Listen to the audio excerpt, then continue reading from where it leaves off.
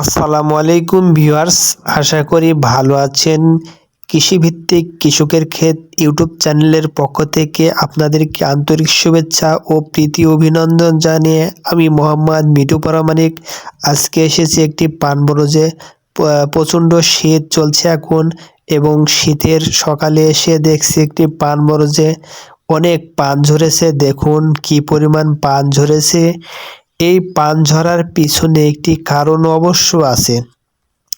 কারণ হচ্ছে এই পান বরজে অতিরিক্ত রাসায়নিক সার প্রয়োগ করা হয়েছিল। সে কারণে এই পান বরজে পান ঝরেছে এবং অনেক পান পেকেছে অলরেডি দেখা যাচ্ছে ভিউয়ার্স। তো আপনারা যদি পান চাষি হয়ে থাকেন ভিউয়ার্স, অবশ্যই আপনারা রাসায়নিক সার কম প্রয়োগ করবেন পান বরজে। সব সময় আপনারা জৈব সার ব্যবহার করবেন বেশি করে। জৈব সার ব্যবহার করলে পান বড় হবে এবং জৈব সারের সাইড ইফেক্ট নেই। দেখুন এই পান বরজে অতিরিক্ত রাসায়নিক সার প্রয়োগ করেছিল, সেই কারণে এই কৃষক অনেক ক্ষতিগ্রস্ত হয়েছে পান চাষি ভাই। তা দেখা যাচ্ছে কি পরিমাণ পান ক্ষতি হয়েছে। পাশে একটি বর আছে, দেখে নিন। এই পান বরজে একটি পানও পড়েনি এবং পানের পাতাও দেখেন কি সুন্দর সবুজ দেখা যাচ্ছে। এই পান বরজে আপনার রাসায়নিক সার প্রয়োগ করেনি, জৈব সার প্রয়োগ করা হয়েছিল বিধায় এই পান বরজটি অনেক সুন্দর এবং সবুজ, পান পাতাগুলো অনেক বড় বড় দেখা যাচ্ছে।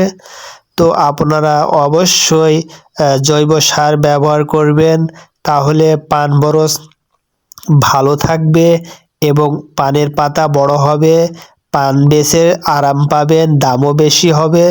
সে কারণে আপনারা অবশ্যই জৈব সার ব্যবহার করবেন। চলুন সেই পান পড়া বরে আবার নিয়ে যাচ্ছি, দেখে নিন কি পরিমাণ পান ঝরেছে। তবে একটি বিষয় আপনাদেরকে জানিয়ে রাখছি, পান যদি পড়ে বা শীতের মৌসুমের আগে আপনারা অবশ্যই রূপলাল ব্যবহার করবেন। তা আমার স্ক্রিনে দেখতে পেলেন রূপলাল একটি ঠোস পড়ে আছে, অবশ্যই আপনারা রূপলাল দিবেন।